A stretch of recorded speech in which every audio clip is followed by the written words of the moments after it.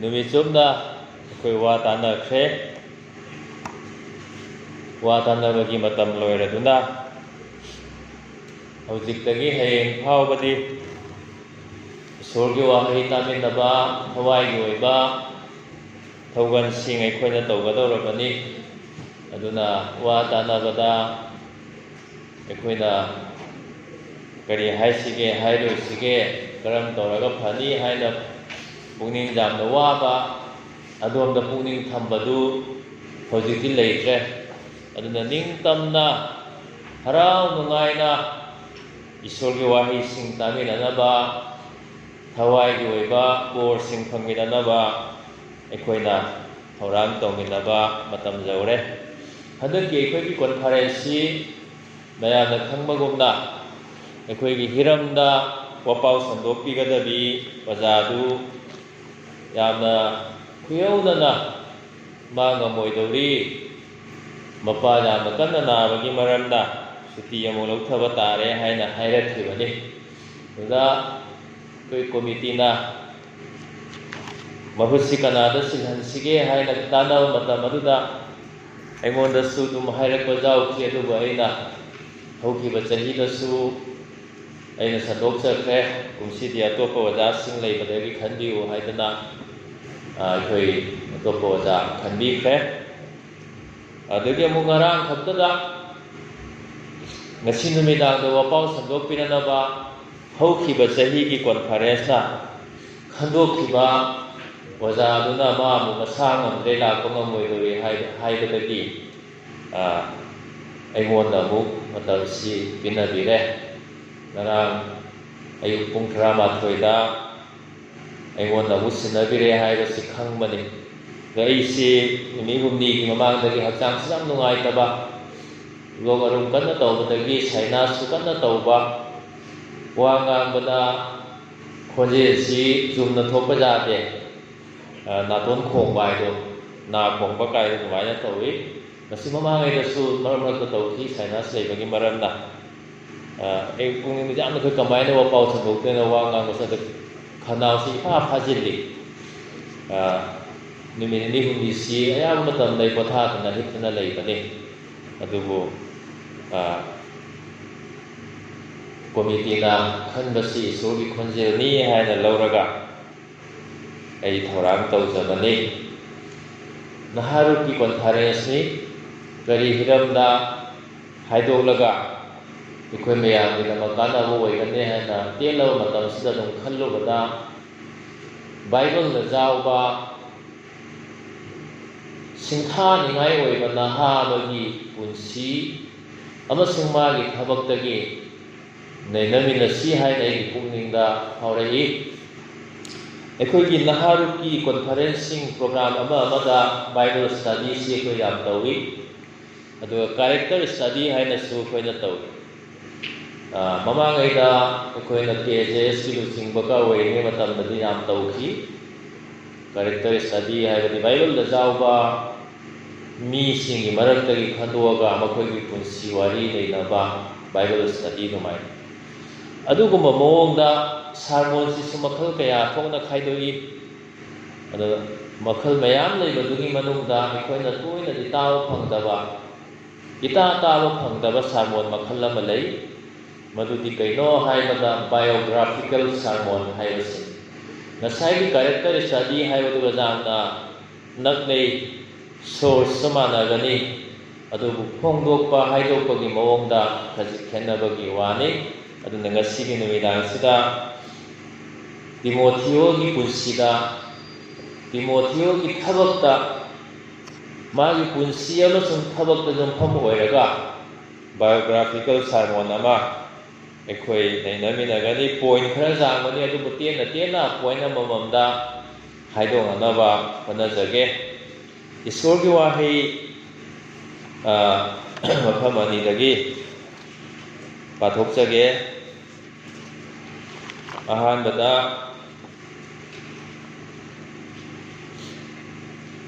तिमोथियोदा पोना इबा अनीसुबा लाइरिक पंदुक अनि पद अमदगी मरी फावबा तामिनसी अनीसुबा तिमोथियो पंदुक अनी पदा अमदगी मरी मरम अदुना इगी इसा नहांना ख्रिस्त जीसुदा लेरिबा थौजाल अदुदा पांगल कनबा ओयु अदुगा अयाम्बा साखीसिंगी मपाना नहांना अइंगोंदगी ताखिबा अदु अतैसिंगबुसु तंबीबा ngangbadaba thajaba jaba misingda nahana sinnabiu ख्रिस्त जीसुगी अफबा लानी अमगुमना अवा खांगमिनबिउ लानी ओइरिबा कना अमतना महाकु लानी ओइनबा मिंग चनबीबा कनागुमा अदुबु पेलहननबा मिपाना सिगी थौदोक्ता महाक मसाबु जयेतनहनदे पाखोन चतपा पोना तिमोथियोदा हाइखिबा वाहैसिंगनी चिठी ओइना इदुना थाखिबनी अदुगा कोरिन्थियो सिंगा पोनेबा अहानबा लाइरिक पंदु मरी पद 17 अहानबा कोरिन्थियो पंदु मरी पद 17 मरम असिगिदमक प्रभुगी मरीदा आइगी असानबा अमसुंग थाजबा जाबा इसा तिमोथियोबु नखोइदा इना थारे मफम खुदिंगदा सिंगलु खुदिंगदा इना तंबीबगुम ख्रिस्त जीसुदा लैबा आइगी लिचत मखै महाना नखोइबु निंसिंगहनबिगनी पाथोक्तुना ताबिनखबा वाहै ताजखबा अइखोइ मयामगिदमक्ता सोना नहोदना बोर पिनबिबो ओइसनु आमेन सोदा हाइसी प्रार्थना तौसी नुंसी थौजाना थल्लबा इंगमदगा मइपाइ सोर नहाबु थागतसे तराहुंदोइ सुबा पगोन स्पासो एकचाना हारु कॉन्फरेंस सिपा एक होबा पुंजा अदुदगी नंदा लोइना बिनुना इखोइबु चिंगबिरकपगी नमइबा नहाबु थागतसबने इपाइसो इहान हानबा नहाबु खुरुमजबगी थौरम असिदा नहागी वाहैदगी इखोइना अमुक हन्ना नैनमिनगदौरि इपाइसो नहाना इखोइबु पांबियु हाइदोकजगदौरि मनचा इहाक तामिनगदौरिबा पुमनबा कुथवाय अमना लोइना बिनुना ngasi matam asidagi thawai gi chinjak phangjaba ngamnaba nahana ikoi upangbiu bor binabiu sengdokpiu haiduna nangyama tangaram na chai bungo ikoi kande mapu prabhu jisu gi minani jabani amen bible da tongan ba mi singi punsi akoi gi punsi wari makoina tawramba thabak sing ikoi na uba phangi मखोइगी मरक्ता नहासु कयाम जावे अरिबो वरेनबदसु अनो वरेनबदसु ख्रिस्तान नहारु की member सिंगुबा नहासिंग सुजावबन अदुगुमा नहासिंगी मरक्ता तिमोथियो हाइरिबा निपासिसु सिंथा नबजाबा जाना तंजनिंगाय ओइबा नहा अमने मागी पुंसिदगी अखोइना ngasi neinaminnabasida maruoiba wafam khara mathang aikoina jengminagani ihan hanbadadi Timoteo si thajaba jetpa Kristani mungda puaga sawakiba thajaba jetpa Kristani mungda sawakiba Timoteo ni yam laibak thaba prithibisida Kristani mung manung mayam malay Kristani mung manung da puaga sawarpa misu masing langam na nalay adubo thajaba jetpa isor luna ningjaba imung dagi sawarpa migi masing di jama likpan maram aduna ni Timoteo si jam laibak phabani hais Bible sastra na ikoina jengadi pisak pilingaidagi magi mabok loi amasung mama yunikina sastra tambirakhi haibasi aikoina Bible da uba phang kya gi matik marai ukha aikoi kaya amadi ima ipana aikoi da sastra tambirakhi de hauji Naharu conference lagli bai khoi asi gi marak da su kayamali ngasi phau bai khoi gi ima ipana sastra tambidri bajawram bajai ईश्वरगी वहाई नोमतसु तंबीदबा लीबीदबा नहारु member जावरंबा जाय प्रार्थना करम हायना तौनी हायबा नोमतसु इमा इपाना तंबीदबा नहा जावरंबा जाय अदुबो तिमोथियोदी जामना लाइबक फै मागी बैकग्राउंड सिदाम फबनी मरमदी मबेनबोक मबोक अदुदगी ममा मखोइना पिसक पिंगलिंगैदगी ईश्वरगी वारी सि तंबीदुना चावरखिबन अदुगा ईश्वरगी थोगन तौबा थोगलोय अमा ओइखिबन तसेंगनदी मसी अखोइबु बप्ताइज तौबीबा मतम अदुदा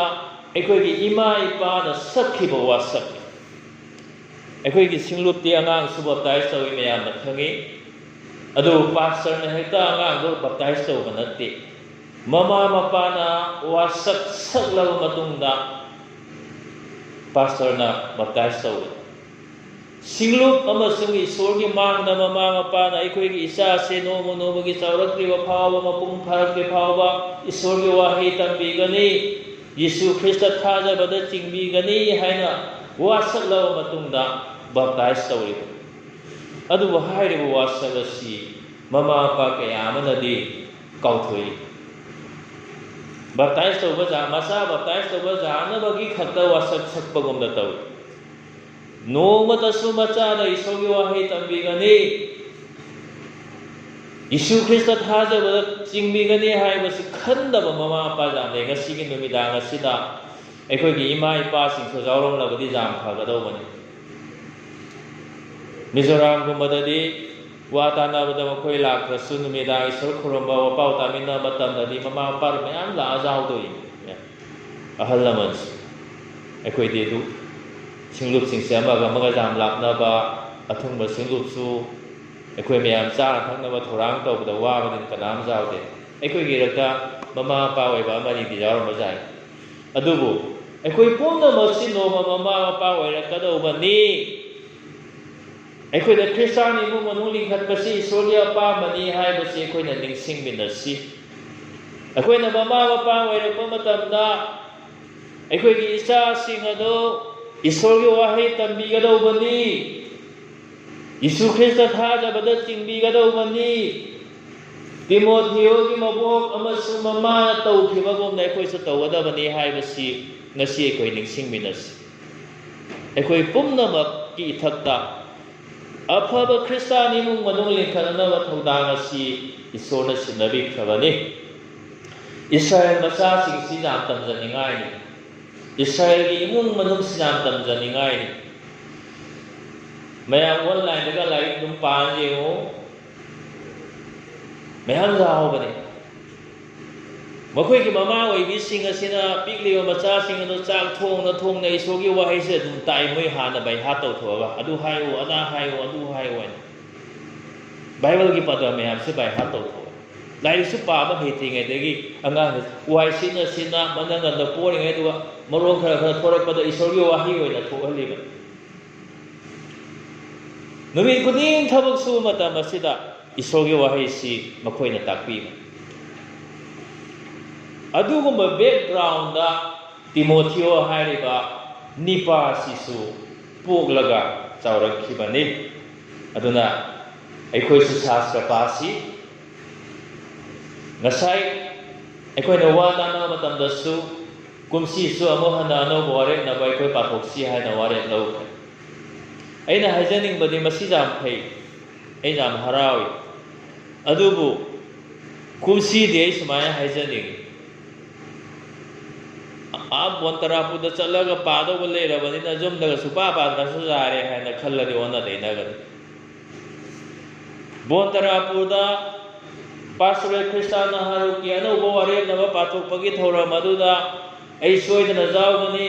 मदुदा अइना पामतंदा फजना अलटपा फौजावदना चुमना पाबा गमनुना अइ हुजिते थौरांग तौगे हायना हयेंदगी अखोइ बाइबल पाबा हौसि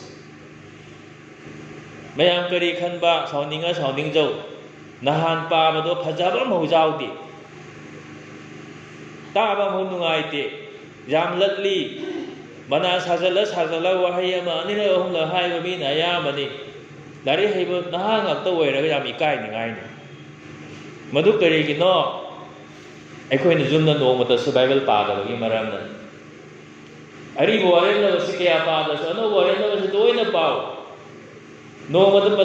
ꯄꯗ 4-5ꯇꯪ ꯑꯣꯏꯔꯁꯨ ꯑꯩꯈꯣꯏꯅ ꯄꯥꯒꯗꯧꯕꯅꯤ ꯇꯤꯃꯣꯊꯤꯌꯣꯒꯨꯝꯕ ꯃꯄꯨꯡ ꯐꯥꯕ ꯊꯧꯒꯜꯂꯣꯏ ꯑꯃ ꯑꯩꯈꯣꯏ ꯑꯣꯏꯁꯤ ꯍꯥꯏꯔꯕꯗꯤ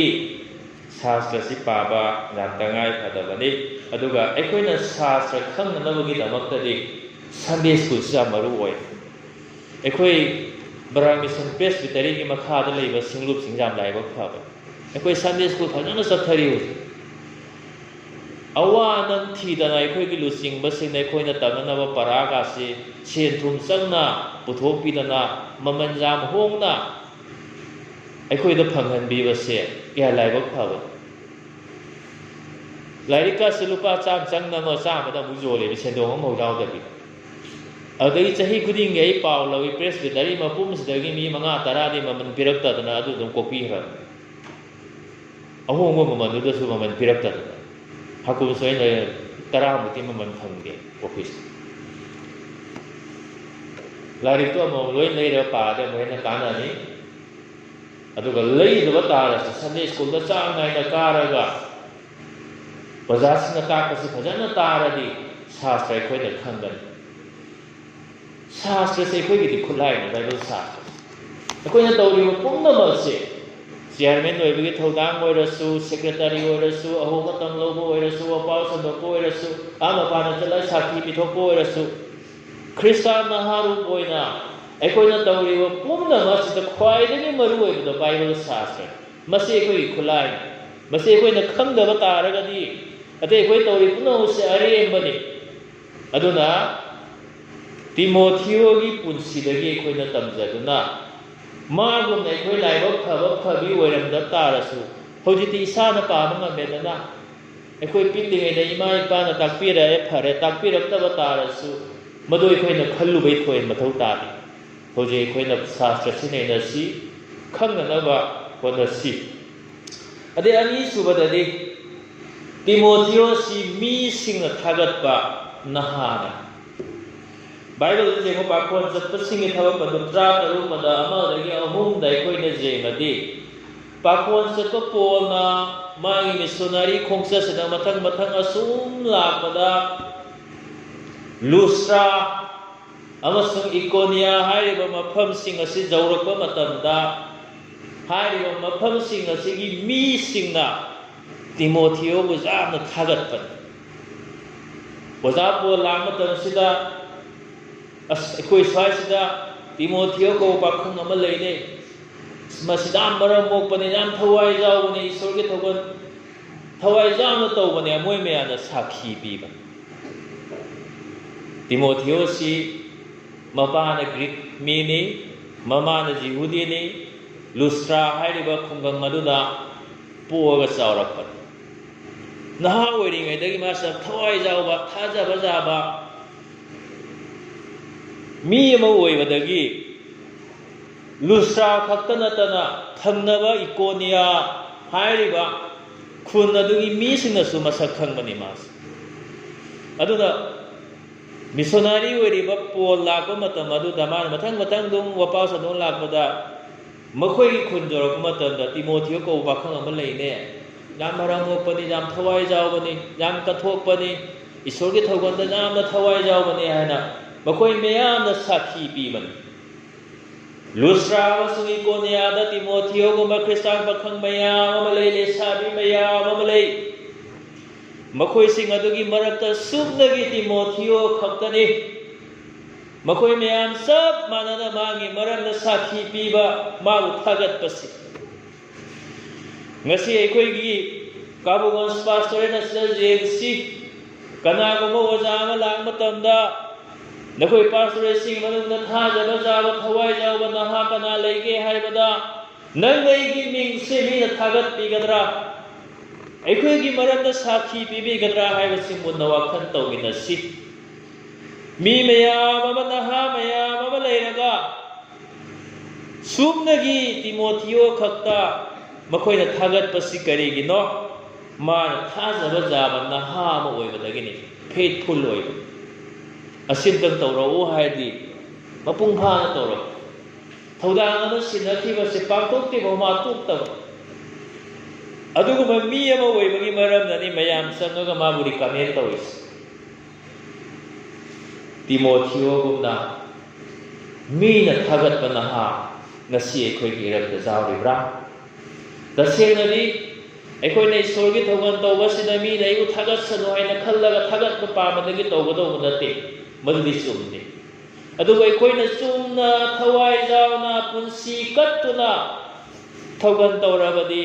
ꯃꯤꯅ ꯁꯣꯏꯗꯅ ꯊꯥꯒꯠꯀꯅꯤ ꯀꯅꯥꯃꯇꯅ ꯈꯥꯝꯕ ꯉꯝꯃꯣꯏ ꯑꯩꯕꯨ ꯊꯥꯒꯠꯄꯤꯒꯅꯨ ꯑꯩꯕꯨ ꯊꯥꯒꯠꯄꯤꯒꯅꯨ ꯍꯥꯏꯔꯁꯨ ꯃꯈꯣꯏꯅ ꯑꯗꯨꯝ ꯑꯩꯕꯨ ꯊꯥꯒꯠꯀꯅꯤ ꯑꯗꯨꯕꯨ ꯊꯥꯒꯠꯄ ꯄꯥꯝꯕꯗꯒꯤ ꯊꯧꯒꯜ ꯇꯧꯕ ꯇꯥꯔꯒꯗꯤ ꯀꯅꯥꯝꯇꯅ ꯑꯩꯈꯣꯏꯕꯨ ꯊꯥꯒꯠꯄꯤꯔꯣꯏ ꯑꯗꯨꯅ ꯏꯆꯤꯟ ꯏꯅꯥꯎꯁꯥ ꯑꯩꯈꯣꯏ ꯏꯚꯥꯟꯖꯦꯂꯤꯁ ꯑꯣꯏꯗꯕ ꯌꯥꯏ ꯄꯥꯁꯇꯔ ꯑꯣꯏꯗꯕ ꯌꯥꯏ ꯆꯤꯡꯂꯨꯞꯀꯤ ꯑꯍꯟ ꯑꯣꯏꯗꯕ ꯌꯥꯏ ꯑꯗꯨꯕꯨ ꯑꯩꯈꯣꯏ ꯄꯨꯝꯅꯃꯛꯁꯦ ꯈ꯭ꯔꯤꯁꯇꯒꯤ ꯂꯥꯟꯃꯤ ꯉꯥꯛꯇꯅꯤ ꯑꯩꯈꯣꯏ ꯑꯃꯃꯝꯁꯤ ꯈ꯭ꯔꯤꯁꯇꯒꯤ ꯂꯥꯟꯃꯤ ꯑꯣꯏꯅꯅꯕ ꯏꯁꯣꯔꯅ ꯀꯧꯊꯣꯛꯄꯤꯕꯅꯤ ꯑꯩꯈꯣꯏ ꯂꯣꯏꯅ ꯊꯧꯒꯜ ꯇꯧꯔꯤꯕ ꯃꯤꯁꯤꯡꯅꯤ ꯑꯩꯈꯣꯏ ꯁꯔꯀꯥꯔꯒꯤ ꯊꯕꯛ ꯇꯧꯕ ꯑꯣꯏꯔꯁꯨ ꯀꯣꯝꯄꯦꯅꯤꯒꯤ ꯊꯕꯛ ꯇꯧꯕ ꯑꯣꯏꯔꯁꯨ ꯏꯁꯥꯒꯤ ꯊꯕꯛ ꯇꯧꯖꯕ ꯑꯣꯏꯔꯁꯨ ꯌꯨꯝꯗ ꯂꯩꯖꯕ ꯑꯣꯏꯔꯁꯨ ꯑꯩꯈꯣই ꯄꯨꯝꯅꯃꯛ ꯈ꯭ꯔꯤꯁꯇꯒꯤ ꯂꯥꯟꯃꯤ ꯑꯣꯏꯅ ꯏꯁꯣꯔꯅ ꯀꯧꯊꯣꯛꯄꯤꯕꯅꯤ ꯑꯗꯨꯅ ꯑꯩꯈꯣꯏ ꯊꯥꯖꯕ ꯌꯥꯕ ꯂꯥꯟꯃꯤ ꯑꯃꯃꯝ ꯑꯣꯏꯕ ꯇꯉꯥꯏ ꯐꯗꯕꯅꯤ ꯃꯇꯝ ꯑꯗꯨꯗ ꯃꯤꯁꯤꯡꯅ ꯑꯩꯈꯣꯏꯕꯨ ꯊꯥꯒꯠꯀꯅꯤ ꯃꯤꯁꯤꯡꯅ ꯑꯩꯈꯣꯏꯒꯤ ꯃꯔꯝꯗ ꯁꯥꯈꯤ ꯄꯤꯒꯅꯤ ꯑꯍꯨꯝꯁꯨꯕꯗꯗꯤ ꯄꯣꯜꯅ ꯃꯥꯒꯤ ꯈꯣꯡꯕꯨ ꯑꯣꯏꯅꯤꯡꯕ ꯅꯍꯥ ꯇꯤꯃꯣꯊꯤꯌꯣꯁ ꯄꯣꯜꯅ ꯃꯥꯒꯤ ꯈꯣꯡꯕꯨ ꯑꯣꯏꯅꯅꯕꯒꯤꯗꯃꯛ ꯌꯥꯝ ꯄꯥꯝꯖꯕ ꯅꯍꯥ ꯑꯃ ꯑꯩꯈꯣꯏꯅ ꯈꯪꯉꯤ ꯄꯥꯈꯣꯟ ꯆꯠꯄ ꯄꯣꯜꯗꯤ ꯃꯥ ꯃꯤꯁꯣꯅꯔꯤ ꯖꯥꯔꯅꯤ ꯇꯣꯏꯅ ꯆꯠꯂꯤ ꯑꯍꯨꯝꯂꯛ ꯆꯠꯈꯤꯕꯅꯤ ꯑꯩꯈꯣꯏꯒꯤ ꯕꯥꯏꯕꯜꯒꯤ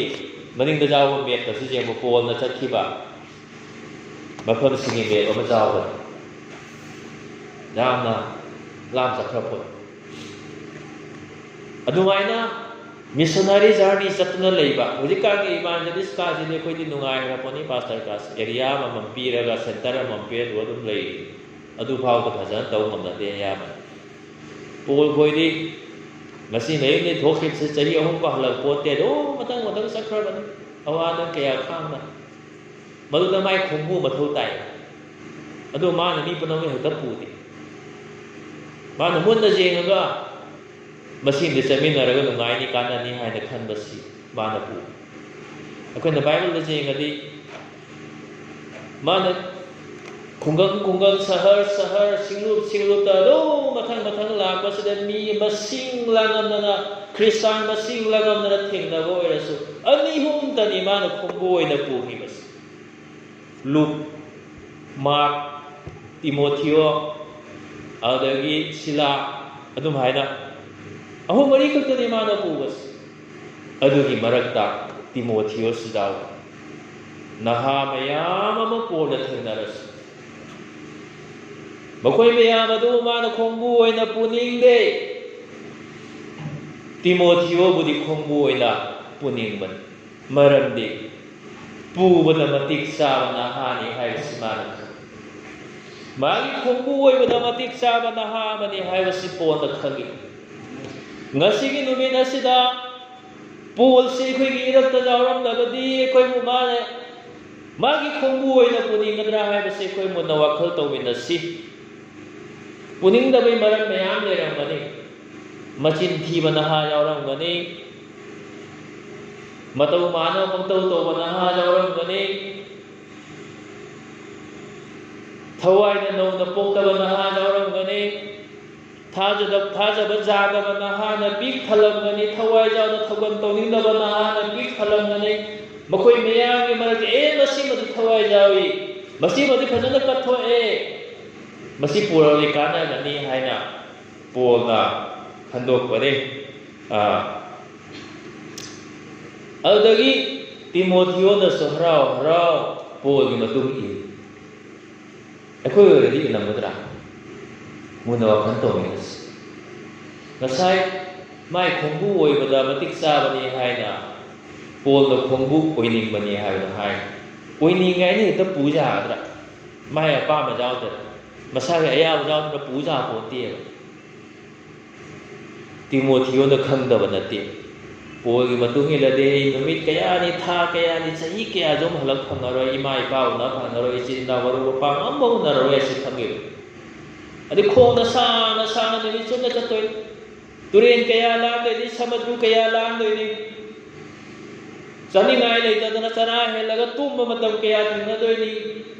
ꯏꯪꯊꯝꯊꯥ ꯌꯧꯔꯛꯄ ꯃꯇꯝꯗ ꯐꯤ ꯂꯩꯇꯕꯒꯤ ꯑꯏꯪꯕ ꯈꯥꯡꯕ ꯇꯟꯖꯥ ꯀꯌꯥ ꯂꯥꯛꯀꯅꯤ. ꯑꯗꯩ ꯋꯥꯄꯥꯎ ꯁꯟꯗꯣꯛꯄ ꯃꯇꯝꯗ ꯃꯤꯅ ꯐꯨꯔꯛꯄ ꯃꯇꯝꯁꯨ ꯂꯥꯛꯀꯅꯤ. ꯃꯗꯨ ꯃꯌꯥꯝꯁꯨ ꯂꯣꯏꯅ ꯈꯪꯉꯕꯅꯤ. ꯄꯣꯜꯅꯁꯨ ꯂꯣꯏꯅ ꯍꯥꯏꯔꯝꯕꯅꯤ. ꯅꯪ ꯂꯥꯛꯀꯦ ꯍꯥꯏꯗꯤ ꯑꯁꯤꯁꯤ ꯃꯌꯥꯝ ꯊꯦꯡꯅꯕ ꯌꯥꯏ, ꯅꯁꯥꯅ ꯌꯥꯔꯗꯤ ꯂꯥꯛꯑꯣ ꯍꯥꯏ. ꯃꯣꯏꯊꯦꯝ ꯇꯧꯔ ꯄꯨꯗꯧ ꯅꯠꯇꯦ, ꯑꯗꯨꯒꯨꯝꯕ ꯄꯣꯜ ꯅꯠꯇꯦ. ꯂꯣꯏꯅ ꯈꯪꯉ ꯃꯇꯨꯡꯗ ꯈ꯭ꯔꯤꯁꯇꯒꯤꯗꯃꯛ ꯑꯩ ꯄꯨꯝꯅꯃꯛꯁꯦ ꯈꯥꯡꯖꯕ ꯉꯝꯒꯅꯤ ꯍꯥꯏꯗꯅ ꯄꯣꯜꯒꯤ ꯃꯇꯨꯡ ꯏꯜꯂꯤꯕꯅꯤ. ꯑꯗꯨꯗꯒꯤꯗꯤ ꯑꯗꯨꯝ ꯍꯥꯏꯅ ꯄꯣꯜꯒꯤ ꯃꯇꯨꯡ ꯏꯟꯕ, ꯄꯣꯜꯅ ꯃꯥꯒꯤ ꯈꯣꯡꯕꯨ ꯑꯣꯏꯅ ꯄꯨꯕ ꯍꯥꯏꯕꯁꯤꯗ ꯃꯇꯨꯡ ꯄꯪꯏꯟ ꯏꯟꯕꯁꯨ ꯅꯠꯇꯦꯕ. ꯊꯧꯒꯟ ꯇꯧꯕ ꯆꯠꯂꯤꯕ. ꯊꯋꯥꯏ ꯌꯥꯎꯅ ꯄꯣꯜꯒ ꯂꯣꯏꯅꯅ ꯊꯧꯒꯟ ꯇꯧꯈꯤꯕ. ꯃꯥꯔꯛ ꯀꯧꯕ ꯅꯤꯄꯥꯗꯨꯗꯤ ꯂꯝꯕꯤꯗꯤ ꯍꯟꯈ꯭ꯔꯦ. ꯕꯥꯏꯕꯜꯗ ꯁꯦꯝꯕ ꯃꯥꯔꯛꯁꯨ ꯆꯠꯃꯤꯟꯅꯕꯅꯦꯕ. ꯃꯥꯔꯛ ꯀꯧꯕ ꯅꯤꯄꯥꯁꯨ ꯄꯣꯜꯒꯤ ꯈꯣꯡꯕꯨ ꯑꯣꯏꯅ ꯆꯠꯃꯤꯟꯅꯔꯒ ꯑꯩ ꯉꯝꯖꯔꯔꯣꯏ ꯑꯣꯖꯥ, ꯑꯩ ꯍꯜꯂꯒꯦꯕ. ꯑꯩ ꯏꯃꯥ ꯏꯄꯥꯒ ꯌꯥꯝ ꯅꯤꯡꯁꯤꯡꯉꯦ, ꯑꯩ ꯃꯔꯨꯞ ꯃꯄꯥꯡꯒ ꯎꯅꯤꯡꯃꯟ ꯂꯣꯏꯔꯦ, ꯑꯩ ꯉꯝꯖꯔꯔꯣꯏ, ꯍꯟꯖꯈ꯭ꯔꯒꯦ ꯍꯟꯈ꯭ꯔꯕꯅꯤ. ꯇꯤꯃꯣꯊꯤꯌꯣꯁꯨ ꯍꯟꯍꯟꯗꯦ. ꯑꯗꯨꯗꯒꯤ ꯃꯇꯨꯡ ꯄꯪꯏꯟ ꯏꯟꯕ ꯅꯠꯇꯅ ꯄꯣꯜꯒ ꯂꯣꯏꯅꯅ ꯋꯥꯄꯥꯎ ꯁꯟꯗꯣꯛꯃꯤꯟꯅꯩ ꯍꯥꯏꯕ ꯑꯅꯧꯕ ꯋꯥꯔꯦꯞꯅꯕꯗ ꯃꯌꯥꯝ ꯌꯥꯎꯕꯅꯤ. ꯄꯣꯜꯒ ꯂꯣꯏꯅꯅ ꯋꯥꯄꯥꯎ ꯁꯟꯗꯣꯛꯃꯤꯟꯅꯩ ꯍꯥꯏꯕ. ꯑꯗꯨꯝ ꯈꯥꯎꯕꯨꯅꯥꯏ ꯑꯣꯏꯅ ꯄꯣꯜꯒꯤ ꯈꯥꯎ ꯄꯨꯅꯕ, ꯕꯦꯒ ꯄꯨꯅꯕ, ꯃꯥꯏ ꯁꯦꯕꯥ ꯇꯧꯅꯕ ꯈꯛꯇ ꯅꯠꯇꯦ, ꯊꯧꯒꯟ ꯇꯧꯅꯅꯕ ꯃꯥꯒꯤ ꯃꯇꯨꯡ ꯏꯟꯕꯅꯤ. ꯃꯁꯤ ꯑꯩꯈꯣꯏꯅ ꯈꯪꯃꯤꯟꯅꯕ ꯖꯥꯇꯤ ꯀꯩꯅꯣ ꯍꯥꯏ ꯄꯣꯜꯅ ꯈꯪꯉꯤ. ꯇꯤꯃꯣꯊꯤꯌꯣ ꯍꯥꯏꯔꯤꯕ ꯅꯍꯥꯁꯤꯗ ꯋꯥꯄꯥꯎ ꯁꯟꯗꯣꯛꯄꯒꯤ ꯇꯂꯦꯟ ꯂꯩ, ꯃꯥꯏ ꯇꯂꯦꯟꯁꯤ ꯄꯨꯊꯣꯛꯇ ꯌꯥꯗꯦ, ꯁꯤꯖꯤꯟꯅꯗ ꯌꯥꯗꯦ ꯍꯥꯏꯗꯨꯅ ꯁꯤꯖꯤꯟꯅꯍꯟꯕꯅꯤ. ꯇꯤꯃꯣꯊꯤꯌꯣꯅꯁꯨ ꯃꯉꯣꯟꯗ ꯏꯁꯣꯔꯅ ꯄꯤꯅꯔꯤꯕ ꯇꯂꯦꯟ ꯑꯗꯨ ꯂꯣꯠꯁꯤꯟꯗꯨꯅ ꯊꯝꯕ ꯄꯥꯝꯗꯦ. ꯃꯗꯨ ꯃꯥꯅ ꯃꯄꯨꯡ ꯐꯥꯅ ꯁꯤꯖꯤꯟꯅꯈꯤꯕꯅꯤ. ꯉꯁꯤꯒꯤ ꯃꯇꯝ ꯑꯁꯤꯗ ꯑꯩꯈꯣই ꯂꯣꯏꯅ ꯏꯁꯣꯔꯒꯤ ꯈꯨꯗꯣꯜ ꯐꯪꯃꯤꯟꯅꯔꯕꯅꯤ. ꯈꯨꯗꯣꯜ ꯑꯃ ꯅꯠꯇ꯭ꯔꯒ ꯑꯃ ꯂꯣꯏꯅ ꯐꯪꯉꯤꯕꯅꯤ ꯑꯩꯈꯣꯏ. ꯀꯅꯥꯒꯨꯝꯕꯗꯤ ꯏꯕ ꯌꯥꯝ ꯍꯩꯕ, ꯀꯅꯥꯒꯨꯝꯕꯗꯤ ꯋꯥꯍꯩ ꯋꯥꯇꯥ ꯌꯥꯝ ꯍꯩꯕ, ꯀꯅꯥꯒꯨꯝꯕꯗꯤ ꯏꯁꯩ ꯍꯩꯕ, ꯀꯅꯥꯒꯨꯝꯕꯅ ꯖꯟꯇ꯭ꯔ ꯈꯣꯡꯕ ꯍꯩꯕ, ꯇꯕ꯭ꯂꯥ ꯌꯩꯕ ꯍꯩꯕ, ꯄꯨꯡ ꯌꯩꯕ ꯍꯩꯕ, ꯑꯗꯨꯝꯍꯥꯏꯅ ꯇꯣꯉꯥꯟ ꯇꯣꯉꯥꯟꯕ ꯃꯈꯜꯒꯤ ꯇꯦꯂꯦꯟꯁꯤ ꯏꯁꯣꯔꯅ ꯑꯩꯈꯣꯏꯗ ꯄꯤꯕꯤꯔꯤꯕꯅꯤ. ꯈꯨꯗꯣꯜ ꯐꯪꯗꯕ ꯈ꯭ꯔꯤꯁꯇꯥꯟ ꯅꯍꯥ ꯑꯃ ꯐꯥꯎꯕ ꯂꯩꯇꯦ ꯍꯥꯏꯕꯁꯤ ꯑꯩꯈꯣꯏ ꯊꯥꯖꯃꯤꯟꯅꯁꯤ. ꯇꯧꯕꯇꯕꯨ ꯑꯩꯈꯣꯏꯅ ꯐꯪꯖꯕ, ꯏꯁꯣꯔꯗꯒꯤ ꯑꯩꯈꯣꯏꯅ ꯐꯪꯖꯕ ꯇꯦꯂꯦꯟꯗꯨ ꯂꯣꯠꯁꯤꯟꯗꯨꯅ ꯑꯩꯈꯣꯏꯅ ꯊꯝꯃꯒ ꯃꯤꯅꯁꯨ ꯈꯪꯗꯕ, ꯑꯩꯈꯣꯏꯅꯁꯨ ꯁꯤꯖꯤꯟꯅꯅꯤꯡꯗꯕ, ꯏꯁꯣꯔꯒꯤꯗꯃꯛ ꯁꯤꯖꯤꯟꯅꯅꯤꯡꯗꯕ ꯑꯣꯏꯕ ꯇꯥꯔꯒꯗꯤ ꯀꯥꯟꯅꯐꯝ ꯈꯪꯗꯦ. ꯑꯗꯨꯅ ꯄ꯭ꯔꯤꯊꯤꯕꯤꯒꯤ ꯇꯣꯉꯥꯟ ꯇꯣꯉꯥꯟꯕ ꯃꯐꯝꯗ ꯅꯍꯥꯁꯤꯡꯒꯤ, ꯈ꯭ꯔꯤꯁꯇꯥꯟ ꯅꯍꯥꯁꯤꯡꯒꯤ ꯃꯤꯐꯝꯗ, ꯀꯣꯟꯐꯔꯦꯟꯁꯁꯤꯡꯗ ꯌꯥꯝꯅ ꯇꯣꯏꯅ ꯇꯧꯕ ꯑꯃꯗꯤ ꯇꯦꯂꯦꯟ ꯁꯔꯆ. ꯂꯨꯆꯤꯡꯕꯁꯤꯡꯅ ꯑꯩꯈꯣꯏꯒꯤ ꯃꯦꯝꯕꯔꯁꯤꯡꯒꯤ ꯃꯔꯛꯇ ꯀꯅꯥ ꯀꯅꯥꯗ ꯀꯔꯤ ꯀꯔꯤ ꯇꯦꯂꯦꯟ ꯂꯩꯌꯦꯅ ꯃꯗꯨ ꯈꯪꯅꯕ, ꯄꯨꯊꯣꯛꯅꯕ, ꯁꯤꯖꯤꯟꯅꯅꯕ ꯍꯣꯠꯅꯕꯁꯤ ꯌꯥꯝ ꯃꯊꯧ ꯇꯥꯕ. ꯇꯨꯡꯗ ꯂꯥꯛꯀꯗꯕ ꯃꯇꯝꯁꯤꯡꯗꯗꯤ ꯀꯥꯕꯨꯋꯥꯟꯁ ꯄꯥꯁꯇꯣꯔꯦꯠ ꯈ꯭ꯔꯤꯁꯇꯥꯟ ꯅꯍꯥꯔꯅꯁꯨ ꯑꯩꯈꯣꯏꯅ ꯇꯧꯕ ꯄ꯭ꯔꯣꯒ꯭ꯔꯥꯝꯁꯤꯡꯗ ꯇꯦꯂꯦꯟ ꯁꯥꯔꯆ ꯇꯧꯕꯤ. ꯑꯩ ꯏꯁꯥꯃꯛꯅꯁꯨ ꯅꯧꯅ ꯄꯥꯁꯇꯔ ꯑꯣꯏꯔꯛꯄ ꯃꯇꯝꯗ ꯌꯥꯝ ꯇꯧꯈꯤ. ꯑꯩꯅ ꯏꯍꯥꯟ ꯍꯥꯟꯅ ꯐꯪꯖꯕ ꯄꯥꯁꯇꯣꯔꯦꯠꯇꯨꯗ ꯆꯠꯄ ꯈꯨꯗꯤꯡꯒꯤ ꯀꯅꯥ ꯀꯔꯤ ꯍꯩ ꯍꯥꯏꯕꯁꯤ ꯑꯩ ꯃꯨꯟꯅ ꯊꯤꯖꯤꯜꯂꯤ. ꯑꯗꯨꯝ ꯍꯥꯏꯅ ꯑꯩꯅ ꯑꯗꯨꯝ ꯇꯧꯕꯗꯒꯤ ꯏꯁꯩ ꯍꯩ ꯍꯥꯏꯕ ꯈꯪꯉꯝꯗꯕ ꯃꯤ, ꯏꯁꯩ ꯁꯛꯄ ꯑꯐꯥꯎꯕ ꯑꯣꯏꯈꯤꯕ ꯌꯥꯎꯗꯕ ꯅꯠꯇꯦ. ꯃꯤꯡꯗꯤ ꯍꯥꯏꯔꯔꯣꯏ. ꯀꯅꯥꯝ ꯈꯪꯉꯝꯗꯦ, ꯃꯣꯏ ꯁꯤꯂꯨꯀꯤ ꯃꯤꯅꯐꯥꯎ ꯈꯪꯉꯝꯗꯦ. ꯑꯗꯨꯕꯨ ꯏꯁꯩ ꯐꯖꯅ ꯁꯛꯇꯨꯅ ꯑꯩꯈꯣꯏ ꯕꯔꯥꯛ ꯑꯦꯔꯤꯌꯥꯒꯤ ꯀꯦꯝꯄꯦꯟ ꯀꯌꯥꯗ, ꯀꯦꯝꯄꯦꯟ ꯈꯨꯗꯤꯡꯗ ꯏꯁꯩ ꯁꯛꯈꯤꯕ ꯃꯤ ꯊꯣꯛꯈꯤꯕ. ꯉꯁꯤꯒꯤ ꯅꯨꯃꯤꯠ ꯑꯁꯤꯗ ꯑꯩꯈꯣꯏꯅ ꯐꯪꯖꯔꯤꯕ ꯇꯦꯂꯦꯟ ꯈꯨꯗꯣꯜꯁꯤꯡ ꯑꯁꯤ ꯏꯁꯣꯔꯅ ꯄꯤꯅꯔꯤꯕꯅꯤ. ꯃꯥꯒꯤ ꯅꯤꯡꯊꯧ ꯂꯩꯕꯥꯛ ꯆꯥꯎꯈꯠꯅꯕꯒꯤꯗꯃꯛꯇ, ꯃꯥꯒꯤꯗꯃꯛ ꯑꯩꯈꯣꯏꯅ ꯍꯣꯠꯅꯅꯕꯒꯤꯗꯃꯛ, ꯅꯣꯝꯅꯅꯕꯒꯤꯗꯃꯛ ꯄꯤꯅꯔꯤꯕꯅꯤ. ꯃꯁꯤ ꯂꯣꯠꯁꯤꯟꯅ ꯊꯝꯃꯔꯣꯏꯁꯤ. अतोप मरंदसु सिजिन्नसे अदुबु ईश्वरगी थौगलदा अखोइना सिजिन्नबदा अखोइना पामुरोइसि मरी सुबददी हुजिकिदुगा जा मरी लेनबनी ईश्वरगी खुदोल फंगबा नहानी पाखोन चतप पोनमसि खनखिबा सि नहासि तिमोथियो हाइरिबा पाखंसि ईश्वरगी खुदोल फंगबा अहल लोकना मकोकता खुद थंबीबा अदुदगी पोलना हाइरसि मसी नहासिदी माइचौसिंगा ईश्वरगी वा लाथोपसिंगा मागी मरंदा हाना हाइदोलमनबा नहानी हाइना फावबा हाइखिबने अदुगुंबा नहा मोइबगी मरंदा पोल जामना पामजखिबने अहाबा तिमोथियो पंदुब अमपद 35 पंदु मरी पद 33 अनिसुब तिमोथियो पंदु अमपद 3 माइचौसिंगा मांगजौना मागी मरंदा हाइदोलमनबा अहल लोकनसु मकोकता खुद थंबीदुना बोर पिनबिरबा थौगलगिदमक सेंगोकपिरबा नहा अमदि हाइबसि पोलना खंगी मदुमक तिमोथियोनसु मपुंग फाना मागी पुंसिदा पांथोखिबने एखोइ कना कनागुंबदि पास्टोरल ख्रिस्तान हारुकी लीडर ओइना ईश्वरना खंदोकपिने मधुगे थौदांगदो मपुंग फाना तौदबा मी लेबा जाबा अदुमाइना secretary treasurer finance committee member लोइना ईश्वरना खंदोकपिबनि इलाइ लाइबा नते सिसे मीनि हेता खनबा नते अदुमाइ खनबदैने अखोइना सोइरिसि लुना खनबा ngamdis ईश्वरगी लेबा असिदा अखोइबु खंदोकपिबसि ओजासिंग अमनि फमा हेता खनबा नते मखोइबु सिजिन्नरगा ईश्वरना खंदोइनि अदुना अखोइना लाइना खनबा जादे तिमोथियो दे अहल लोकना माबु खंदोकपिबदो माना लुना खनखिबनि अखोइगी एरक्तदि कमिटी मेंबर ओइना खल्लसु कमिटी दा लापा ngamdaba कमिटी काउथोखिबा मेंबर नि हाइबा निसिंगदबा सिजावबा जाबनि बदुम हाइना अखोइना तौगदबा नते तिमोथियो सिजामना तमजनिगाइनि माबु ईश्वरना खंदोकपिरे अहनसिंगबु सिजिन्नरगा हाइबसि मादा कावबा लेखिदबनि मंगा सुबददि तिमोथियोना मागी ओजा पोलना थाबीबा मफम खुदिंगदा हराव हरावना चली नंदु चलुबो हाइदि मा हराव हराव चली मा जियते साउदी हराव हराव चली अमनि खैजेंसि अहानबा कोरिन्थियो पंदु मरी बदा 13 एफिसादगी मासिक कोरिन्दा थाखिबा अहानबा कोरिन्थियो पंदु मरी बदा 13 जे एफिसादा लेरमदगी कोरिन्दा था कोरिन्गी मरंददि खंगेको हौखिबा चही अनि ददा अखोइना अहानबा कोरिन्थियो अदे अनिसुबा कोरिन्थियो तम मयाम निसिंगबा जामना नुंगाइतबा सिंलुप अराहमत तमीबा मीगा लाक्तना सिंलुपसे ओखाइदना अरे पोलगे एगेंस्ट लेनदबा पोलगे एगेंस्ट वांगानबा पोलबु एक्सेप्ट तौदरनबा तंबीबा मी लेबा मफमनि अदगी पाक की थबक मयाम तौबा सिंलुप की मेंबर सिंह पाक की थबक तौबा जामना मोटपा लाइमुती लाटपा सिंह तिनबा मखोगी थबक थोरमदसु जावबा सिंलुपतसु लाकबा मीनसु थन्ना लेबा मफम अदुदा नंग चलो हाइना थार अदुम हराव हराव स मा नहारू मेंबर अबगुम्बा असवजा मधुदा तौरुदे थबक से नहानी ने ngमोइने हैना माना हाइदि ईश्वरना पिनरिबा थौदागने सोइदना पाकथोकने हराव हराव स पोलसु याम चिंगनाखिबनि मा सला तौदोइसिबु कमाय तौदोइनो तिमोथियो सि ईश्वरना फजना सिजिन्नाखिबा कोरिन्दा लेबा सिंलुकी लुचिंबा अमतना सुमाबु हथना जेंबा तौखिदे माय थोगन मपुंग फाना पांथोखि अदगी अहान थेसलोनिकिया पंदोब अहुम पदानी दा जेंगदि एथेंस दगी थेसलोनिकादा अमु थार मदुदना ओट नैबा खांगलिबा सिंगु थेंजिन बिरनबा थार थेसलोनिका गी सिंगलुपता ख्रिस्तान सिंगु तंथिना ओट नैखि अदुई मतमदा पोन हे तिमोथियो नंग चत्ता जादेनि एकोई member मयाम थाजदबा सिंगना oat नैरे फुबीरे चैबीरे हातोकपीरे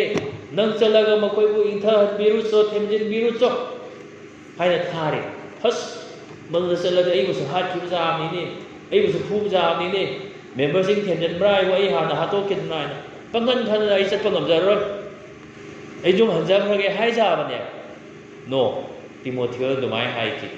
challenge ni haina khallaga Thessalonica da satki mapam adugi mi simu mana intha han bi ki themjin bi ki thajabada he na sakhat ki thawairam da he na sakhat ki mana ha oirasu isor ma gi matik sa ma khulai oina sijin na ki bani kari gi no mana masabu isor gi na pithok sabagi full surrender to bagi maram na de adagi Rome dagi Philippi hariba mafam aduda amuk thaki thaugat pinanabagi damakta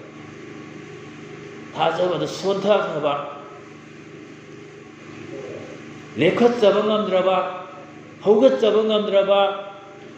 Christian sing adubu thaugat pinanabagi damakta Rome dagi Philippi da thakibane Philippi apandu ani pada Trump pandagi kunithoi dabu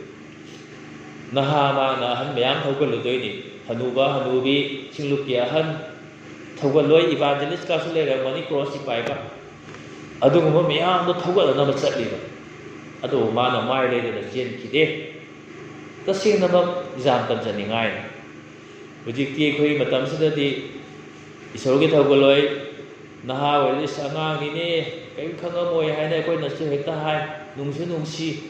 ismaga manaru ja ponte kai na Timothy di kanam dumai hai kini mama sana su matik sawa isor ge thogolo ya mo oina thogon tau ki gosel ka dore taruk subada episagi singlup jengsina nabagi damak pona ma ba khandok episagi singlup jengsina naba thodang si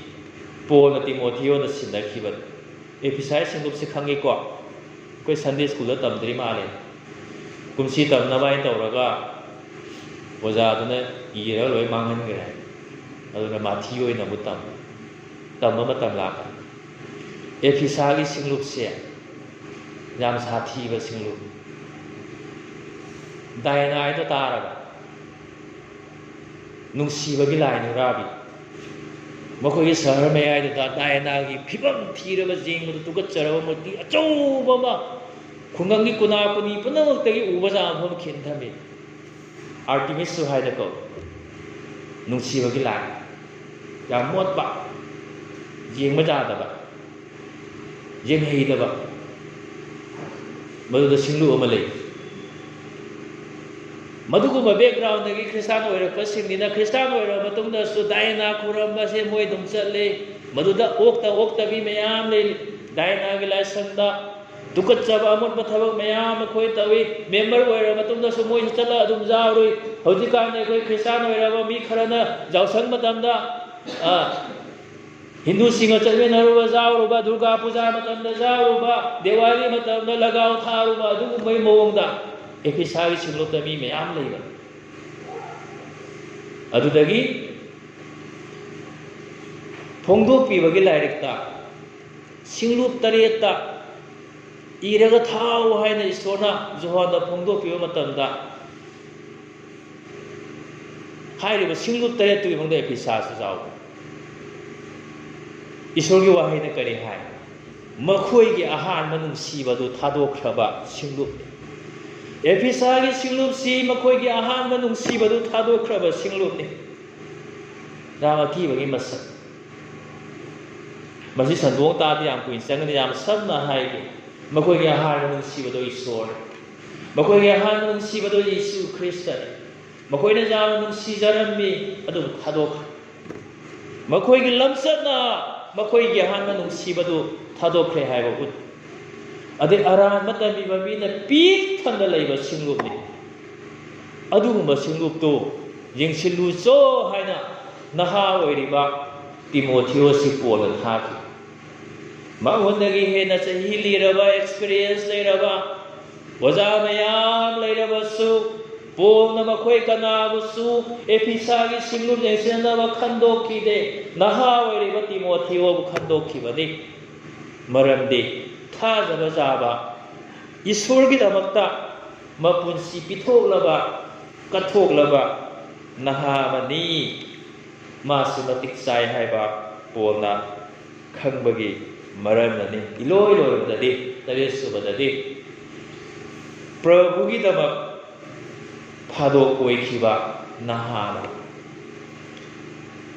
ꯏꯕ꯭ꯔꯤꯌ ꯄꯗꯨꯛ 18 ꯄꯗ 12ꯗ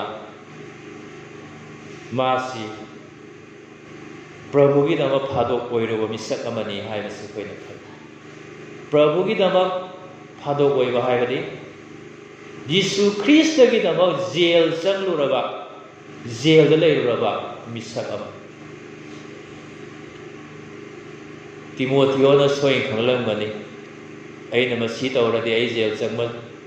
ꯇꯥꯏꯀꯣ ꯍꯥꯏꯕꯁꯤ꯫ ꯃꯗꯨ ꯈꯪꯗꯕ ꯅꯍꯥ ꯑꯃꯗꯤ ꯑꯣꯏꯔꯝꯃꯤ꯫ ꯑꯗꯨꯕꯨ ꯏꯁꯣꯔꯒꯤ ꯊꯧꯒꯜꯅ ꯍꯦꯟꯅ ꯃꯔꯨ ꯑꯣꯏ,